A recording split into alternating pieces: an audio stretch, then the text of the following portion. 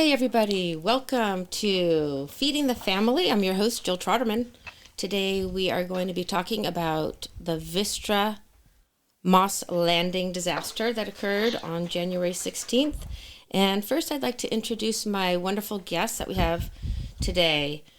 First up, we have Brian Roeder. He is a small business owner and manager with an extensive background in the non-for-profit world. A former Chamber of Commerce president, he has senior experience in team motivation and training, in hospitality, branding, facilitation, HR, project management, construction, marketing, agro-tourism, and sales. Brian grew up in Santa Cruz County, studied on the East Coast, and now lives with his family in Prunedale. Our next guest, we have Dr. Madeline Adamczewski, and she is a distinguished faculty member in the chemistry department at San Jose City College. She has dedicated her career to student success, curriculum development, and educational innovation. In addition to teaching students how to conduct chemistry experiments while implementing safe laboratory procedures and techniques, Dr. Adamczewski's other passions include advocacy. Specifically, she is a strong advocate towards ensuring both access to excellent health care and rigorous environmental protections are met. So welcome to you both. We are so excited to have you. Thank you. So this is a big topic. There's a lot of things that we can talk about. So I'm going to start off with you, Brian. This, I do believe, has impacted you and your family personally. So if you wouldn't mind getting us started on what the BES is and how it happened. What are we going to be exploring here today? Well, a BESS is a battery energy storage system. And the biggest one in the world happens to be right here on the Monterey Bay. Well, it was. It's burned up. And that occurred on January 16th, and the fire lasted for about 5 days. And the impacts of what happened are still being determined. This plant was here because, as we all know, Moss Landing's been here since the 50s. It was built next to the slough back when people weren't as environmentally conscious. And it's the center of a huge network of power lines, which anybody who lives down here in North Monterey County knows because we're always driving under them. So when they retired the plant from burning, fossil fuels, it was sitting there, and a company, a predecessor to Vistra, which currently owns the plant, came along and said, well, let's put in some battery storage. And the idea is that during the day, we're generating actually excess energy using our solar and wind sources, but we need that available at night. And so we collect all this energy during the day, and then at night, it has to be available when the sun goes down. So it's pushed into these batteries. And these battery facilities of a whole variety of different sizes are placed all throughout the state. And because this one had all those power lines, it made sense to put a whole bunch of batteries there. At least it seemed like it made sense. So back in 2021, they pulled out the turbines and they replaced them with batteries. And these in particular are lithium batteries, is that correct? They're lithium-ion batteries, yes, okay. Which are really quite unstable, unfortunately. I've been learning a lot because I've been getting inputs from big brain people from around the world, and it's just been a fire hose. Mm-hmm. But among other things, these lithium-ion batteries, which are in so many of the products we use, they're in our phones and other places. Right. These batteries are, if they're damaged, they break down, which they can do over time. They will catch on fire. They will even explode. And as a result, these batteries, which were packed very tightly within the original turbine building, it's extraordinary. There were 100,000 batteries inside that building. Basically, imagine a D battery, a large D battery. Well, there are 100,000 of them packed into racks, and then those are packed into stacks. And all it takes is one of those to catch on fire, and it can burn the whole thing down. All it takes is a D battery inside that rack to catch on fire, and the whole thing can go. It's crazy, this whole situation. I think most people didn't even know that this storage facility existed, and apparently they built this about 5 years ago, and I think people are shocked that this even occurred. And I, in particular, was blown away that people said that this is one of the world's biggest storage facilities. The world's biggest Like, at the time of the is fire. mind blowing. I can't even believe that even happened. Yeah. And We had no idea. for folks that live out of the state of California or haven't been, Moss Landing is in a very special place. It's in an estuary. It's called the Elkhorn Slough. And this is part of the Monterey Bay protected sanctuary that we have. So this is home to incredible habitat, flora, fauna, creatures. It's really a very, very special place. So at some point during our conversation, I'd like to address, how did this even get approved in such a special, pristine area? Well, I can help with that right now. Of course, what the county was told was that this was a change out of equipment. So there were the permits were already in place, and it only was reviewed by our planning commission, which is a very low level commission to be, relatively speaking. It didn't go before the board of supervisors. It did not go to the coastal commission. And that's because it was promoted as was just simply a simple change out of equipment for pre-existing use. However, the state did check all the boxes showing that this was something that they approved going in. And so it's been operating. Most people like you, Jill, like me, didn't realize what was there. And it seemed like a good idea, a good thing to have there.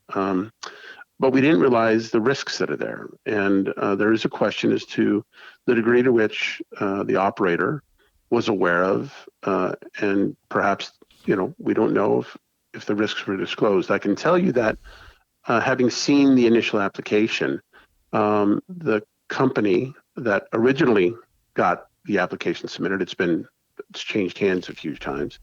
They indicated that the worst case scenario was a fire in one rack, and there are several racks inside of a container and hundreds of containers within that building, that a single rack could catch on fire, and the worst it would be a day's fire.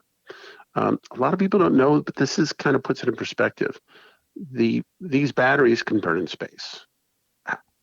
There's no oxygen, so how does something burn?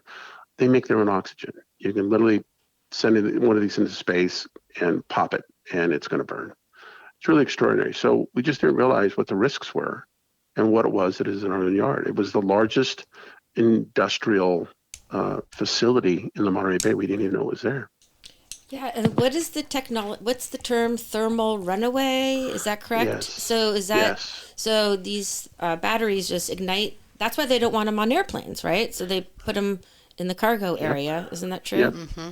Yep. So now all of these things are packed in this storage facility, and then they explode. And from what I understood is there's no way to put them out. So it's not going to be extinguished by water or lack of oxygen. It just needs to smolder, which is what happened.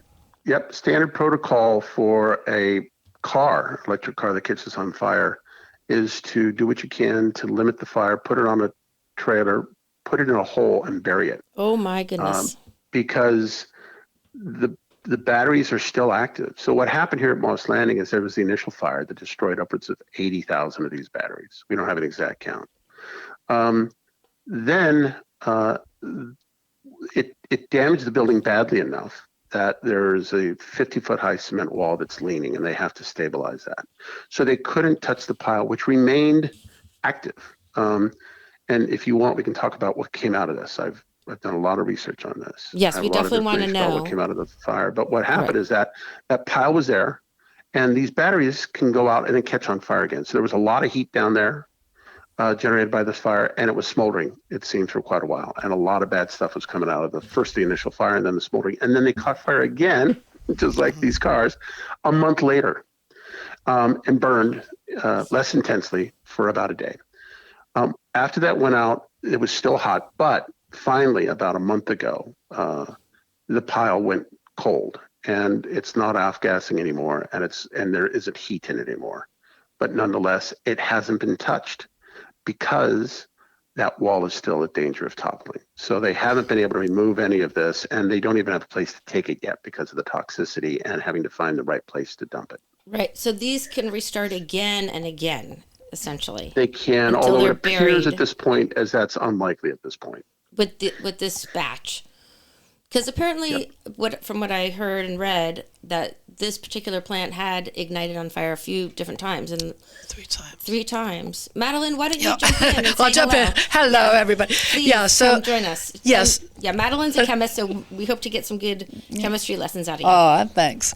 So, Brian is right. January 16th was the fire, 2025, but there were 3 incidences before that. And then there was another flare-up in February 18th, 2025. And my understanding is that these batteries, once they get ignited, they could burn 30 days after ignition. So there is a very strong propensity for lithium batteries to overheat, ignite, and cause a fire. And then they will go into that chain reaction called a thermal runaway.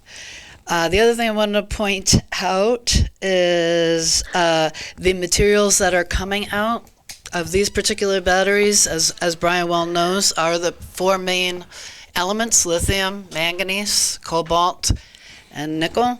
And nickel is a known carcinogen, and cobalt and manganese are neurotoxins, and the hydrogen fluoride is very caustic material. And then, interestingly, it doesn't just stay like that, right? It goes into the air, and then it does chemical reactions in the air, goes into the soil, does chemical reactions there, goes and passes over the water, right? Monterey Bay Marine Sanctuary all the way to Santa Cruz, and we all get what is called the acid mist. So the hydrofluoride reacts with the sodium chloride in the water to form this mixture of HCl, hydrochloric acid, and HF, hydrofluoric acid. So when my eyes were burning, and I know my neighbor's eyes were burning, or we smell that terrible smell, that's probably what that was. This is so distressing because my eyes have been burning too, and I've had a sore throat, and Brian can speak again on all of the health impacts. So let me just reiterate what you're saying. So when the fire went off, it not only is just burning, it is pluming out across great vast areas of our environment. It's in our sky. It's now watering down on us through rain, through fog, and then it's contaminating our soils, and then us and all of us creatures. And I know people are experiencing sore throats, burning eyes, nausea, headaches, all kinds of horrible things, burning skin, and all this kind of stuff. Mm-hmm. Brian, do you want to speak on that a little bit? Yeah, gentlemen, thanks for doing your homework on this. It's really helpful. When the fire broke out, we're up in Prunedale, and we could see it from our upper deck.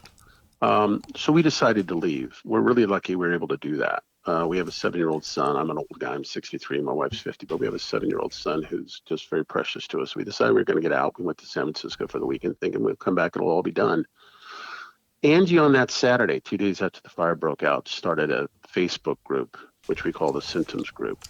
And at the end of that day, there were 1,000 people that had joined. At the end of Sunday, there were 2,000 people that had joined. And it's still there. We call it the Symptoms Group.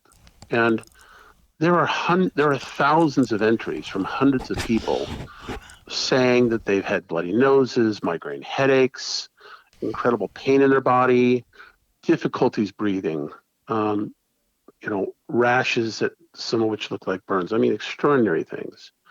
And it looks like what happened is that you're right. These acids went out. Madeline knows all about these acids, what they could do. But when they're breathed in, they're damaging. They're fundamentally damaging to the lungs. Now, the people who got clobbered, it seems, there's several hundred people that are clearly badly hit by this. And there's both the acids, which were converted out of the hexafluorine with the addition of this marine layer into this hydrochloric acid and hydrofluoric acid. But additionally, there were the heavy metals, which were vaporized by the heat of this fire. They were turned into nanoparticles. And the breathing in of both of those components especially hit people who have pre-existing conditions, to some degree seniors, some children, people with bronchial issues. And those are the people who have put up so many postings about about how this has hit them hard, and really they've just been knocked down by this.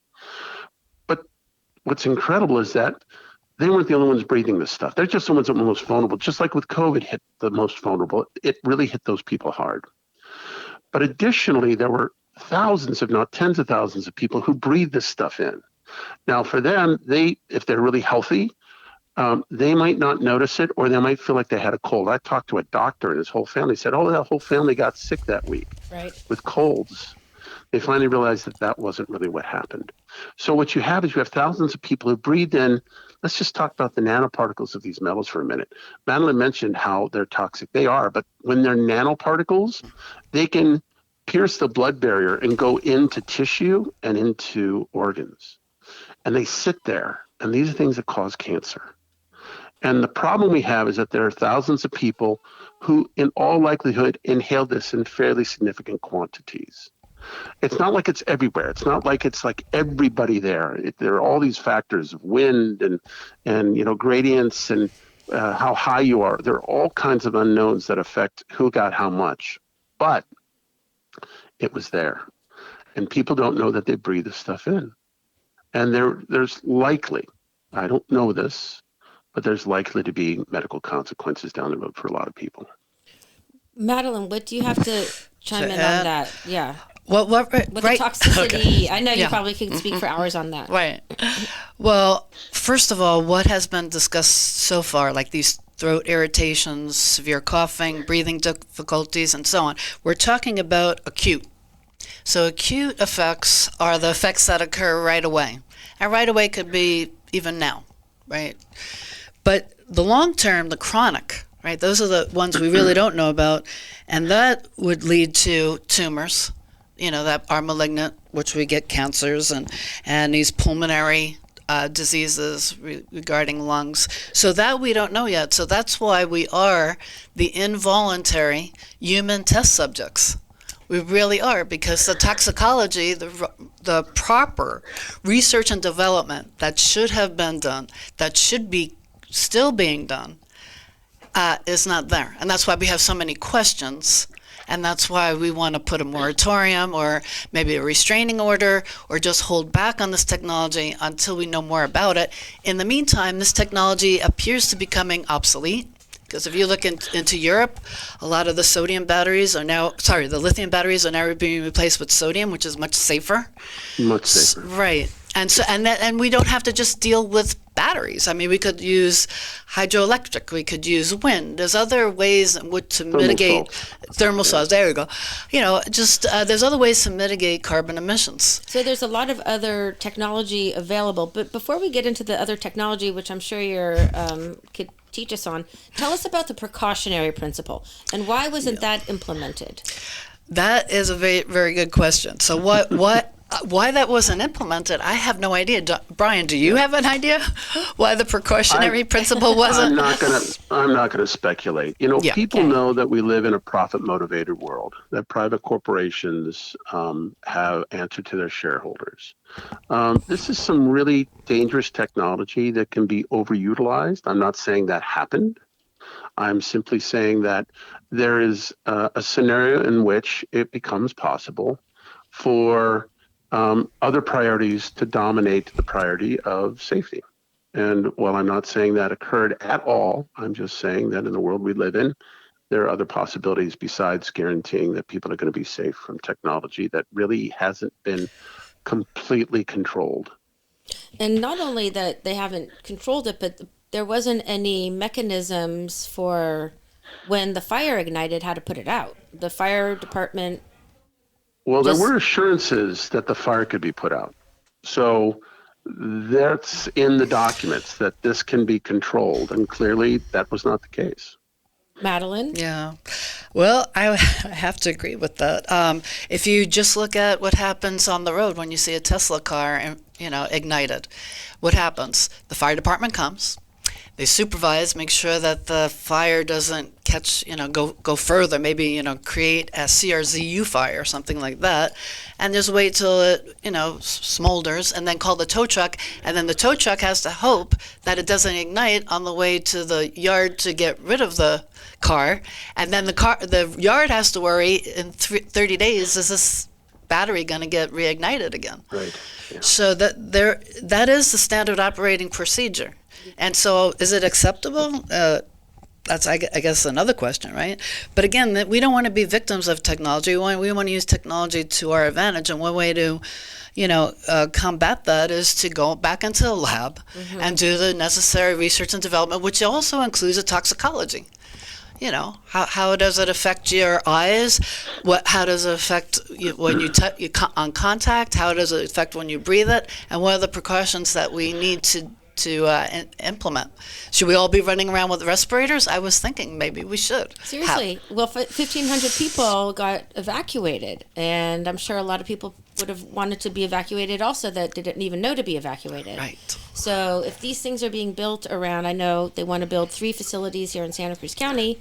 One's right next to a hospital, one's near a school, Aptos High School. I went to school. Yeah. And then the other one, I believe, is in Watsonville. Pinto Lake. And there was a big committee meeting a few days ago that my friend went and said it was well attended, standing room only. So people are flipping out and fighting back on this.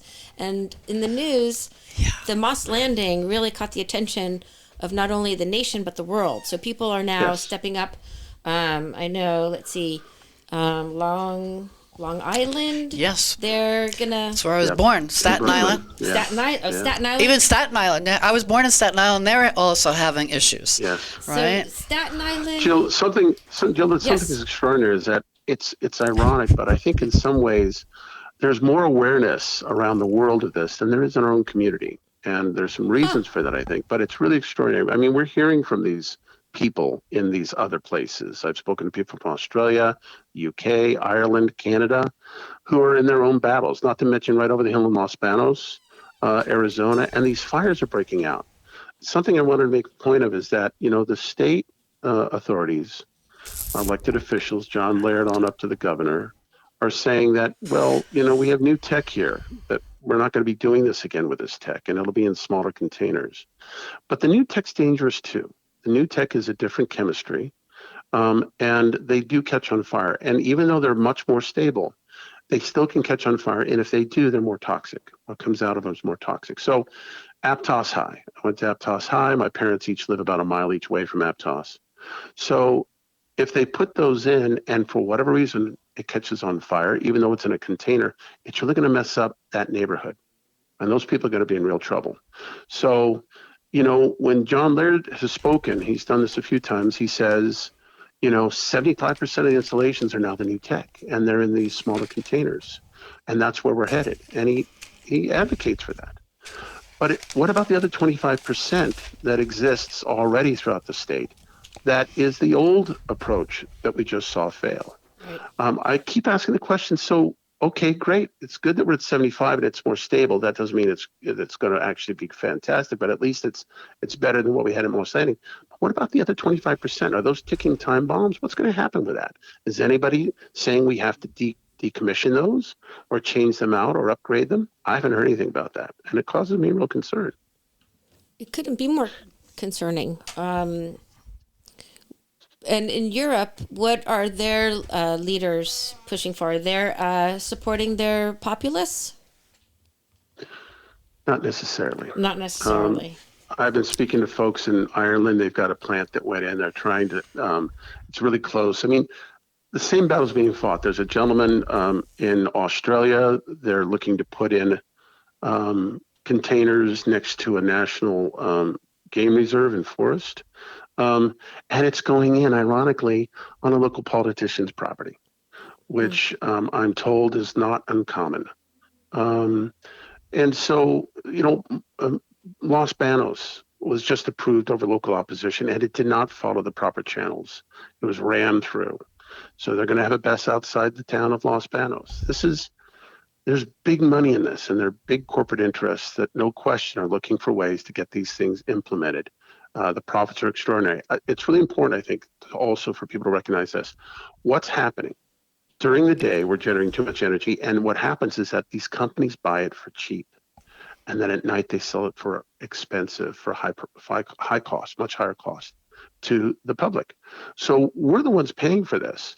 And they're making the profit off of simply transactions, Right. right? Yes. They buy it cheap, they store it, they sell it expensive at night when we need it. Right. And And are they there for increasingly, the... I'm sorry, Oh, go go ahead. ahead. No, go ahead. Increasingly, this energy isn't necessarily going to the public. It's going to these data centers and it's going to these mining operations. So yes, we're increasing our capacity, but not all of it is being increased because of what our demands are. They're being increased for corporate interests, and we're the ones by and large paying for it. It's really extraordinary. Right. We're paying for it not only in the forefront, but we're also now having to probably pay for the cleanup.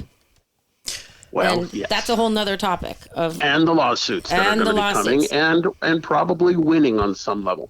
And so, Yeah. that'll help the people that have been impacted, but it'll also be transferred along to all of us. All right. Well, we have a lot more to talk about, folks. So everyone, hang on tight. I am Jill Troderman, host of Feeding the Family. I'm here with Dr. Adamaski and Brian Roeder. We will be right back after a short commercial break. Some like it hot.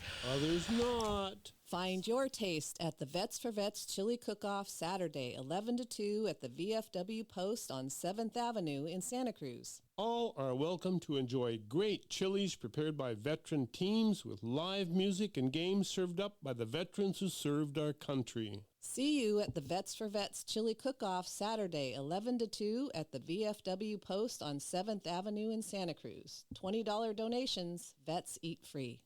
The Hook is California's first ever cannabis outlet. 100% locally owned and operated, we're here to be your friendly neighborhood hookup. We believe that everyone should have access to fairly priced cannabis, so we work hard to get it to you for 30 to 50% less than the other guys. If you're 21 or older with a valid ID, visit us in Capitola or in Watsonville today. We're here to be your friendly neighborhood hookup. Check out our website, hookoutlet.com, for deals and stay groovy. Hi, I'm Nancy, the tasting room manager at Bargetto Winery in SoCal, where we've been producing award-winning wine since 1933. Our tasting rooms are open daily at our SoCal location at 3535 North Main Street or in Monterey at 700 Cannery Row. We host weddings, receptions, and special events. Go to bargetto.com to find out more or call 831-475-2258. There's always something happening at Bargetto Winery. That won't happen at Low Cost Air. When you dial 800-704-1662, a real person answers and helps you find the best airfares, foreign and domestic. Your choice. Or a real person. Low Cost Air, 800-704-1662. Low Cost Air, 800-704-1662. All right, folks, we are back. We are talking about the Moss Landing the BESS facility that exploded essentially January 16th in Monterey County. And this is impacting our entire county of Santa Cruz. And we are concerned. We are concerned about human health.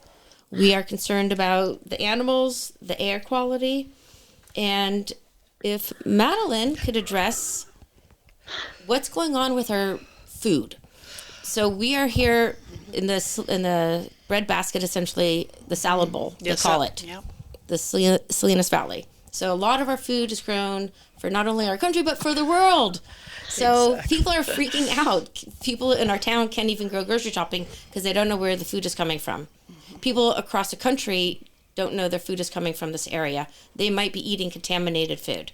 Is this paranoid thinking or is this a potential reality? I think it's a potential reality. And before I even get into that, I'll give you some not definitive evidence, but if you are anyone who can do some deductive reasoning and constructive criticism, you can see that our food supply most likely is contaminated, along with the water. And so what I'd like to do is back up a little and go into the cradle of biodiversity, which is Elkhorn Slough, as you mentioned. Yep. And Dr. Ivano Aiello is a first-class scientist at a San Jose State University, and no one ever can deny the data that scientist has collected over decades in the Elkhorn Slough. So a few days after January 16th, he went in there and he found levels as high as 1,000 or more times cobalt, manganese, nickel, and just those three. I don't know about the lithium. Do you, Brian? Or No, I think it was the other three. yeah, just the other three. So to say that our soil is not contaminated would be a stretch, right? So if the Elkhorn Slough and the soil is contaminated to that level, the soil has to be contaminated as well. So the American salad bowl there, right, also will be uptaking, those plants will be uptaking the heavy metals. And we as humans or animals will be uptaking them as well and concentrating them. So our food supply, in my opinion, we should be very careful where we buy our food.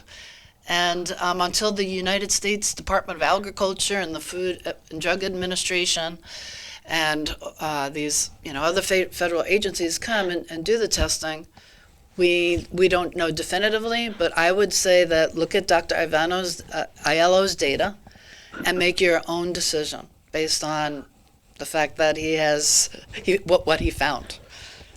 Yeah, Jill, I want to add something to what Madeline's saying, if I can, about please. Dr. Aiello. Absolutely. About a week in after the fire, I looked around and I didn't see anybody asking the question of what came out of the plant. So I worked with Michael Pocabla of Biomax Environmental out of Pebble Beach, and an extraordinary woman named Sharon, who kind of wants to keep her last name just quiet because she likes her privacy. And we put together some testing that went into the hands of the community, and it was all done under proper chain of custody. And we collected 124 samples that ranged from Davenport to Carmel, all the way up to Fremont. One guy took a sample up in Fremont and over to Hollister. 124 samples, and we sent those all for testing. In the time between when we did that and sent them off, and we got the results back, Dr. Aiello's results came out. They made pretty big news, as you might recall. We got our samples back from ALS Labs in Salt Lake City, a very reputable lab, and they were done properly. And 2 nights after we released those results far and wide to the health departments, to the media, to citizens through our website and through our Facebook pages, I got a call from Dr. Aiello. And I hadn't spoken to him before, and he said, your data almost exactly correlates with mine to within less than 1% of variance. He said, you have validated my research. And while his data was collected under very different means, and in fact, his numbers are higher than ours, let me just give you perspective of what we found. Of those 124 samples, the furthest away, Davenport, Fremont, Carmel Valley, were finding in those 4 metals, cobalt, manganese, lithium, and nickel. They were finding general readings between 1/2 to 5 parts per billion on surface wipes. We wiped hard surfaces that were non-metallic. That's how we got these samples. So between 1/2 and 5 parts per billion. At the hardest hit areas, which are within 3 and 8 miles of the plant, typically to the east, northeast of the plant, we found numbers that were anywhere from 100 to 600 parts per billion. And the relationship, the ratio of our metals to each other, almost exactly correlated with Dr. Aiello's. So it's there, right? And the fact that there hasn't been any other testing in the areas that we as citizens tested, we as citizens paid for, we as citizens correlated and got out the door to people, doesn't mean it's not there. So I don't know the degree to which uptake will occur, but I do know that the deposition of these metals occurred in very high levels. And the interpretation of the toxicity of that, of the way that it can be taken up, I don't have the answers to that. I've been trying to get that information, but it's very difficult to assemble because you have to translate from one factor to another, and then you have to work with established standards, which are often tied to enclosed areas. It's really extraordinary because it's the core question. What did we breathe in? What did animals ingest?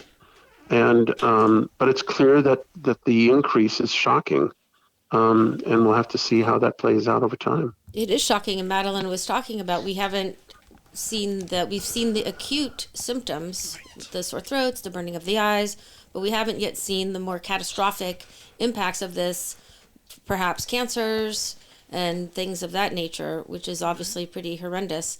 I do know that some farm animals haven't been faring very well in the neighboring communities. Right.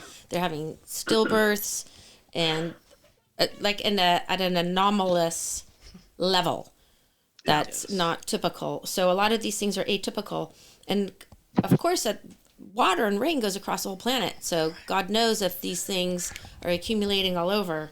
And the EPA, were they around? Oh, our friends at the EPA. Madeline, you mind if I tell that one real quick? Yeah, you tell it. All right. So the EPA comes out, they set up testing stations around the plant right away. And on Monday after the fire broke, they got up and they said, we have not detected anything. Well, we know that they detected something because we got their graph, and the graph shows a spike. But that's not really the problem. The problem is that these ground detectors are trying to detect for something that's lighter than air. So it's going up. It's not coming down and blanketing these testers. It's going up into the air. And they don't have any drones. They exist. They can measure what's going up in the air. And it goes that it hits the marine layer, and that's where it turns into those acids, which they're not testing for. So what do? They come out on that Monday and they say, we haven't detected anything. The hexafluorine, which is incredibly toxic. Madeline can tell you about it, but it's like drops will kill you. They're testing for that. But they're testing in a place it's not going to be. And it's converting, it seems, immediately into something else, which is also incredibly toxic. So the EPA, that's what they did, and then they packed up shop. And as far as I know, they've done nothing else, at least not directly related to what came out of the plant. It's extraordinary. So as far as R&D, here's another area, and that is sensors. So you have to use them properly. So as Brian pointed out, you have to use them in the area that you want to test. But they also have to detect. And it is pretty clear to me that at least the app that I was using called EPA or Air Now was created by EPA. I don't know if you're all familiar with that, but during the CRZ fires, I used it.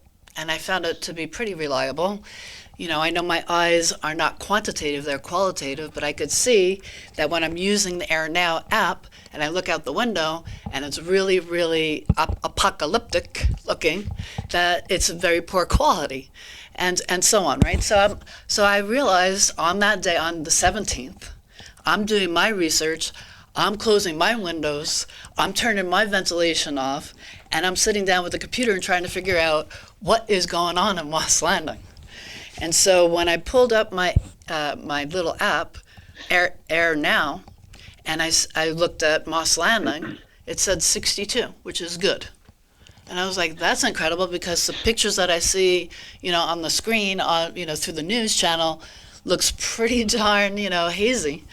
And so then I said, well, I wonder what the quality of air here is in Santa Cruz. Exactly the same. So every 4 hours, I would monitor, and I get the same exact result. So one was very strange. If you have two sensors in two different places over time, that's a little questionable in itself. So what I'm thinking is those sensors, for Air Now at least, are not measuring what was in the plume. And what was in the plume, we obviously now know, are those heavy metals, and those sensors apparently are not picking them up. So that was just bizarre to me. One other thing on this too is that they were measuring for particulate matter, and they keep saying that we measured for particulate matter. We didn't find anything out of specification. But I'm not clear, and maybe Madeline, you can answer this. I'm not clear whether or not vaporized nanoparticles are particulate matter. Yes. Because Right. they are so small. It's like a cloud. It's like mist. It's like the fog, right? You basically have a fog laden with things that are lighter than air to some degree, right? And that's there in the environment. Is particulate matter able to read that? And by the way, we're talking about roughly 3,000 tons. I've heard varying amounts, but let's put that in perspective. Let's say it's 150 big rig semis full of these metals, not to mention the other stuff that came out of this plant. That's the estimation now. 150 semi-trucks worth of largely vaporized metals that are then distributing into the atmosphere. Is that what particulate matter measurements are measuring for? So that's a good point. So EPA Air Now, that app that I used for the CRZ fires, that's correct. That was for particulate matter. I believe it was the carbon, mainly carbon that was burning the wood, the trees, and so on, right? So that particulate matter is picked up. This other particulate matter that you're talking about, right? The 5,000 tons of batteries times 2,000 pounds per ton is equal to 10 million pounds of toxic waste. So that's what I calculated, but I saw another was 2 million. So let's just say it's 2 million to 10 million pounds. It went somewhere, right? We have a law of conservation of matter. Matter is neither created nor destroyed, so it has to go somewhere. It's going to go in the air, water, and the soil. That's where it's. Or in us. And exactly. Accumulating in body tissue. Exactly. So. That's bad. Yeah, So I guess we're just that's going to what have to we got end it hit there, by. folks. It's pretty bad. No, we're not done with this topic. This sounds horrible. Also, they need to clean up the actual physical plant that's there. And I know a lot of different counties that are experiencing these things. The government wants to put it in their landfill, and people are blocking landfills.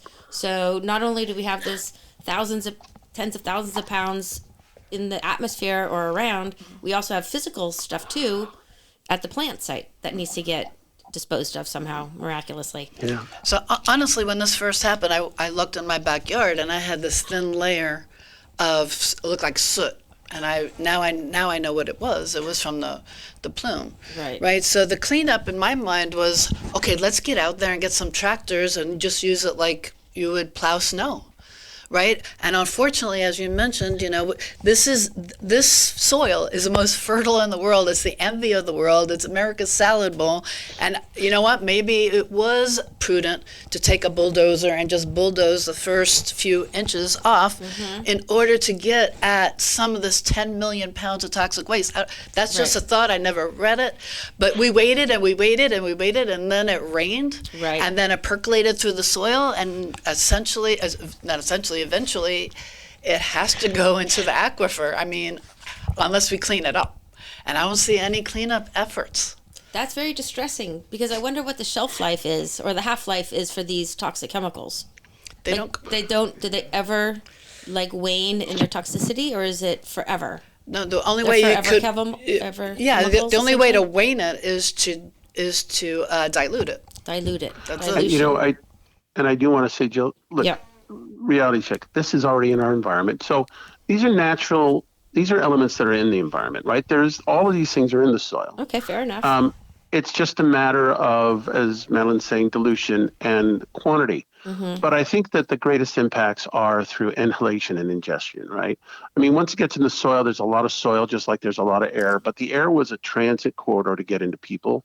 The soil, over time, I'm hopeful that it won't get down to the aquifers unless people have shallow wells near the plant, because it has to go through just an immense amount of dirt, and it's already there. So it will be diluted. So we don't know whether or not it actually ends up in the aquifer, but it's there. The problem is it's there in quantities that shouldn't be there, obviously. Right. And nobody knows. I mean, I've talked to a lot of people, and at the end of the day, people just don't. Madeline mentioned earlier, we're guinea pigs. And that was a statement that was meant with sympathy. That was stated by a scientist for the Coastal Commission with sympathy when they met there in Santa Cruz last month, and we were there. And she's saying, "You guys are guinea pigs," and we are. Well, people because it's never happened before. They don't know. They don't know what it means, and they don't know what to do about it. Yeah. That's the bottom line. We are guinea pigs, but we are, like I said, involuntary, right? And this gets back to the carbon emissions. When I looked into how these lithium batteries were stored, they were stored in polymers, and polymers are carbon-based, right? So when you ignite them, you are emitting more carbon emissions. So it'd be interesting to have an actuary actually figure out how much carbon is being emitted from this clean energy or green energy BESS, right? So we don't know that. And the other point I wanted to make is something that we keep alluding to, and that is, yes, we have these toxic and hazardous materials that were emitted from the plume and then fell out into the atmosphere. Well, in the atmosphere, we have lots of elements. We have lots of compounds. They react with these. And then, again, they react with what's in the soil. There's other chemicals and compounds in the soil that these toxins are reacting with. And water and salt water and the sea. So we don't really know what the other chemicals are. And the toxicology of those chemicals through the chemical reaction, the chemical transformations of the toxic material with materials that are already in the environment, we don't know what those are.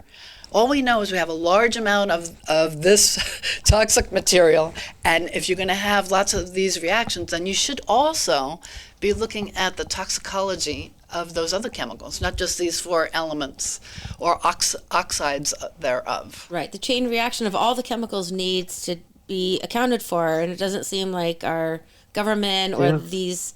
It seems like the corporations are creating the rules, and now we have to do the work to fix it, essentially, to fix the problem that they created. Yep, and unfortunately, in my opinion, from having been working and trying to get help, the state's not coming through for our community. They're not. Newsom hasn't stepped unfortunate. Up? No, not at all. The commitment to this energy storage approach has meant that our elected officials, by and large, at the state level and beyond, have just not engaged in this. They've left us to our own devices. That gets back to the lack of testing, et cetera. Right. And it's really unfortunate. And I understand that they have a real black eye with, it's worse than a black eye, but they have a real problem with the fact that Moss Landing burned. But they have therefore run away from the community. There's some things happening, there's some minor things, but there's no disaster declaration. There hasn't been any financial assistance for hundreds of people who are stuck here. Retired folks, seniors who can't get out, they can't move, who are sick. There's been no toxicology on the site from the state. No, really, I mean, by the state, almost no research into the impacts on marine life. Yeah, it's being done by the universities. I mean, all of the things we would expect in the way of resources coming in the face of a disaster like this have by and large been absent. And I've had some real heartburn with that. I was with a demonstration today against Senator Laird. We keep asking him to show up, to be here, to really engage in this, and he's not. And he's the guy that has direct contact with the governor. He says that all the time. So I'm very concerned about the lack of state support for any attempt to understand what happened, so that there can be improvements in the technology. There can be a shifting in how this is being implemented in a way that allows decarbonization to continue to occur, but it to be done in a much safer way. And I just don't see that happening from our authorities, other than a couple of folks here locally in general. Madeline? So the other thing that I did on January 17th, in addition to looking at the app Air Now and trying to understand the particulate matter and why the censoring wasn't making sense to me, was I wrote a few emails to Laird. And only one of the questions, one of the, I would say, 10 or 12 questions I asked was, what is the safety plan of Vistra, which is a Fortune 500 company? And that's the only question that his office answered, and they said there was none. So they don't have a safety plan. So I think by maybe calling it, maybe Brian knows this, maybe by calling it a storage facility, they weren't treated as a chemical factory, right? So they didn't have to go through all these safety protocols, have a safety protocol, training, equipment, and so on. Yeah, it sounds benign. Oh, it's just a storage facility. But I can't, after this conversation and doing the research I did, I can't really see what person would want this in their backyard. Like, raise your hand, anyone on the planet Earth who's going to volunteer. Yes, please build this. They do want to build a building at the harbor, like an apartment complex, and they want to put little mini storage facilities under these buildings. So I think we have to continue with this education of the people, but we only have a few more minutes, folks. So I did want to talk about can the plants chelate the toxins, and can we get rid of that? And also I want to talk about human health right now. If we could address that for a few minutes, how can humans potentially chelate? I have a few ideas, like chlorella is a great way to get heavy metals out of your body. So there's certain things that people can do to maybe mitigate some of the toxic effects. What do you think about that, Madeline? I think you know more about that than I do, but the EDTA is a chelating agent, and I know there are some plants that are highly desirable in order to remove heavy metals. So maybe the fertile land that we're talking about, America's salad bowl, Yes. could be treated with or be planted with those kinds of plants to uptake and then get rid of, Right. accumulate and get rid of those. Yeah, because I think we do really want to, of course, support the human health and the animals and all that. And also we want to support our farmers. I feel Yes, very distressed for all of these beautiful organic farmers who have Exactly. fed us. Like, we're so blessed here that we eat the most glorious food. And of course, they want to continue their livelihoods and feed us. So we need to support them to say, we're not going to shut you guys down. We want to improve the soil. We're all in it together. Right. They need our And- support. Is that right? What do you think, Brian, on that? Yep, that's a very good point. You know, I was a farmer in Virginia. I had a winery and I grew grapes. And I have great compassion for the difficulties that our farming community is facing. Now, we have to distinguish, I think. There are huge corporate, industrial, agricultural concerns in this area, as we know. Doesn't make them bad. It just means that they're fundamentally different than the mom and pops. Mm-hmm. And so you really have to differentiate. You just can't say all these guys are doing this, or all these guys are doing this. I Okay. know for a fact that especially the organic folks are working really hard to try and understand what they've done. And even some of the big guys. I mean, I'm down here, Prunedale. We're in an Airbnb down in Carmel for the last 3 months. You know, you pass these fields, and a lot of them are fallow. And I didn't pay that much attention before, but I don't recall these fields going fallow very often. And there's a lot of them that are. And to me, that means that these farmers are at least trying to give some time away from this, you know, for nature to do its magic and to not just plant right away. And that's an incredibly expensive thing for them. Farmers live on a very narrow margin. So when it's all said and done, they've been damaged too. But their challenge is, because it's not clear the implications of these increased metals in the soil and the fact that soil does process and handle, you know, things going into it, I think they're being understandably very cautious. Now, I'm not defending the idea that, you know, people don't know what's in the food or what's being taken up. It's kind of in the middle. It's a problem, and I know that they're trying to figure it out. Well, that's good And news. I know that they're concerned about perception, because perception can be wrong too. Just because you have a high number that says there's 300 parts per billion on a surface wipe of nickel, that means there's this enormous amount of nickel in your artichoke. That doesn't correlate, right? Understood, It's two right. very different things. And I need to make sure that we understand we don't know the implications. And I do think that good people are trying to make sure they understand what's happening. They're working really hard to find out what it means. And not everybody's growing right now, and not everybody's going to bring their harvest to store. Right, and I love that. And I gotta end now because we're at the end of our show. But I'd like to recontinue this. I'm Jill Troderman, Feeding the Family. My book is The Food Tree: Holistic Nutrition and Wellness Curriculum. Check out my website, Santa Cruz holisticnutrition.com. I'm on santacruzvoice.com, which is amazing. Thank you, Professor Dr. Adamaski and Ryan Roeder. Brian Roeder. Thank you for having us. Jill. Okay, Thanks. that's it. I hope I got your name in before the cutoff, because that's a hard end. I might have not got it all done. Thanks, Jill. Because usually I leave and I go, oh, I forgot to say this, that. I know there's a lot more we probably could have talked about. But so the one thing that I just off the top of my head is, you know, because we had so little information, right? People were going to the doctor with what they thought were rashes. So the medical profession was treating them as rashes. No, they were burns, right? So same thing here. It's like maybe if